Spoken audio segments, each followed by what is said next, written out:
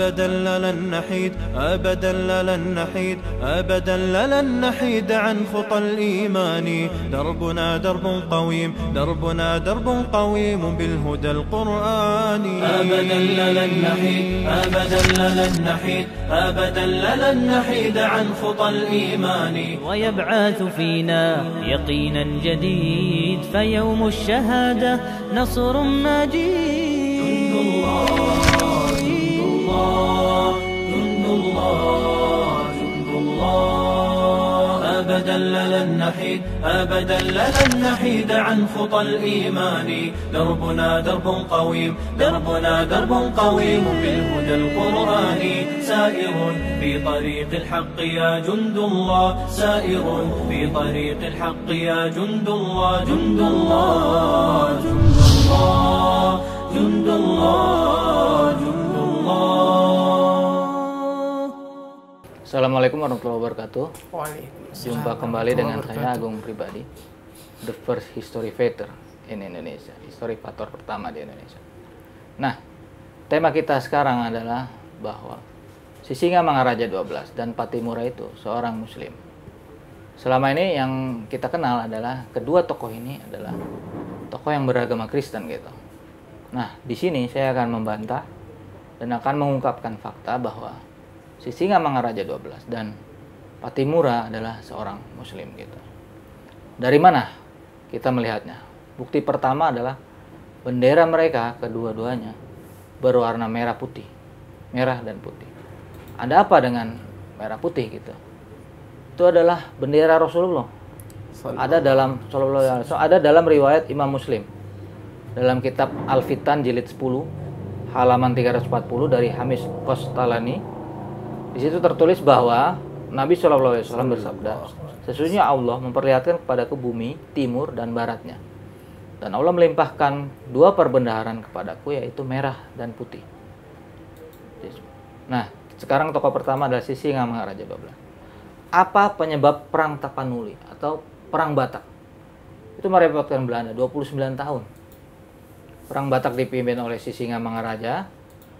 Kemudian apa yang membuat Sisingamangaraja mengangkat senjata melawan Belanda? Ketika itu Belanda melakukan kristenisasi, dan ini ada di banyak buku sejarah ya. Di Wikipedia juga ada, di buku tulisan orang Kristen, orang Islam menyebutkan bahwa penyebab perang Batak adalah kristenisasi, Zending, penyebaran Protestan, penyebaran Katolik. Protestan oleh siapa? Oleh Nommensen, orang Jerman. Sekarang jadi nama HKBP Nommensen gitu ya. Nah, si Tarutung, meletus pertamanya. Secara logika, kalau memang Sisingamangaraja Kristen, kenapa dia marah dengan adanya kristenisasi? Harusnya seneng dong. Dia orang Kristen, orang Belanda melakukan kristenisasi. Ya harusnya seneng, bergembira, menyambut, membantu kalau perlu, habis-habisan. Ternyata malah perang. Ternyata malah ini penyebab perang Batak. Ada di Wikipedia, ada di berbagai ensiklopedia, ada di berbagai buku sejarah, ya. Sejarah nasional Indonesia. Disebutkan bahwa penyebab perang Batak adalah kristenisasi. Jadi nggak masuk akal kalau Sisingamangaraja itu beragama Kristen. Ngapain dia menolak? Ngapain dia perang?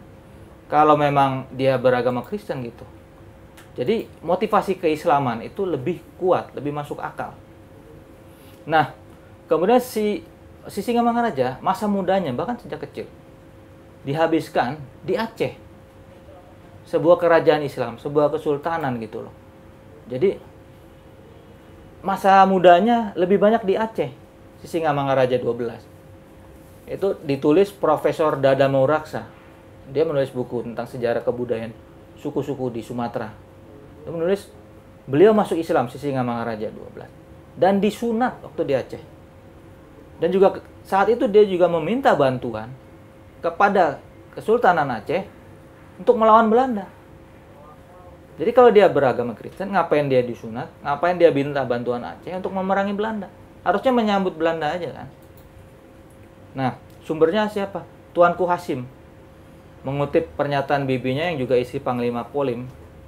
Itu menyaksikan sendiri upacara penyunatan itu di Aceh. penyunatan Sisingamangaraja di Aceh. Bukti pertama berarti Sisingamangaraja disunat. Minta bantuan Aceh memerangi Belanda saat itu. Kemudian apa? Kita lihat bendera. Nanti ada gambarnya ya, bendera Sisingamangaraja. Selain berwarna merah dan putih, itu bergambarkan seperti pedang Zulfikar, bercabang gitu. Bercabang. Artinya apa? Kalau dia bukan Islam, kenapa dia terinspirasi pedang Zulfikar? Itu pedang dari Ali bin Abi Thalib. Mirip juga pedangnya kerajaan Arab Saudi gitu. Kemudian ada bintang bersudut 8. Itu melambangkan Khulafaur Rasyidin dan 4 imam mazhab. Imam Syafi'i, Imam Hambali, Imam Hanafi, Imam Maliki gitu ya. Kemudian Khulafaur Rasyidin, Abu Bakar, Umar, Utsman, Ali radhiyallahu anhu.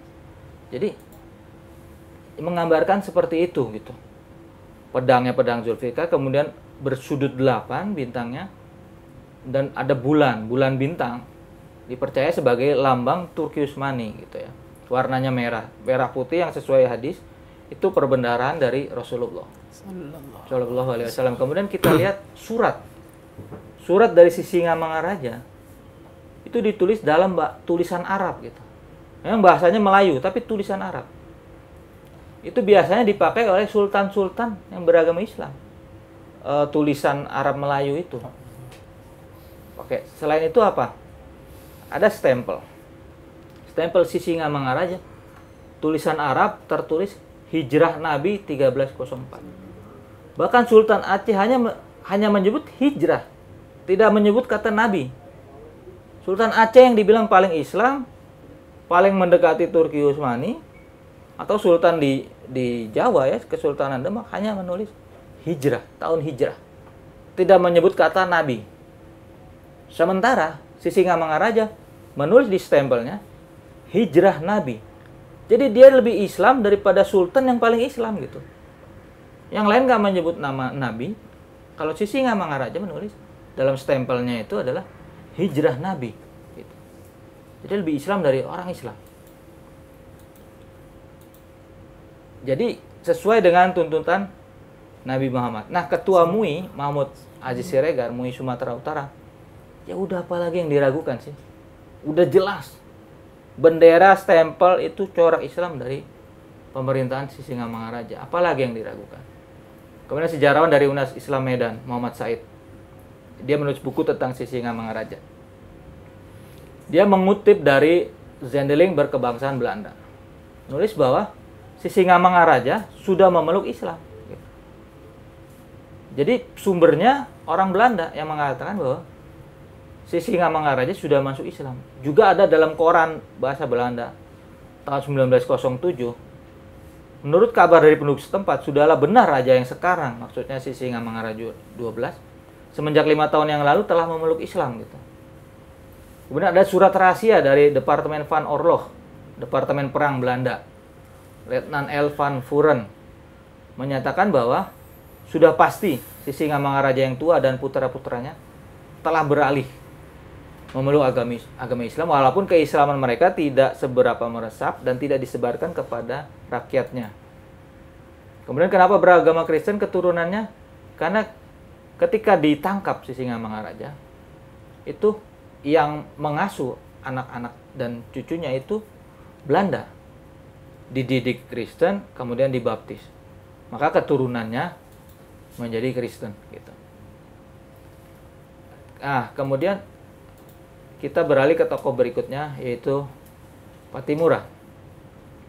Nah, Pattimura sering diidentikan dengan Kristen karena disebut namanya adalah Thomas Matulesi.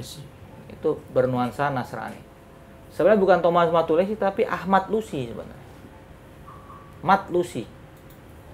Jadi ada dalam sejarah lisan ya.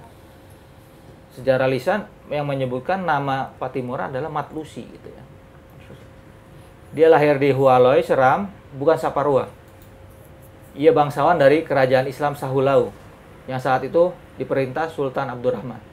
Sultan Abdurrahman itu bergelar Kasimiliali atau Kasimilah. Kazim Allah, tangan kanan Allah. Jadi kepercayaan Allah gitu. Gelarnya Kasimiliali. Nah, menurut Ahmad Mansur Suryanegara dalam bukunya Api Sejarah, Pattimura itu muslim. Selain bangsawan, dia juga ulama. Jadi muslim taat. Jadi bukan hanya dia muslim, tapi muslim taat. Saat itu yang memimpin perang, itu kalau nggak bangsawan, kalau nggak ulama. Atau keduanya. Nah, Pattimura ini keduanya. Kalau bukan bangsawan, kalau bukan ulama, itu tidak diikuti oleh rakyat. Nggak ada yang mau nurut. Nggak ada yang mau nurut ikut perang melawan Belanda gitu. Nah, memang mayoritas kerajaan di Maluku adalah kerajaan Islam gitu. Antara lain Ambon, Herat, Jailolo, Ternate, Tidore. Itu kerajaan-kerajaan Islam.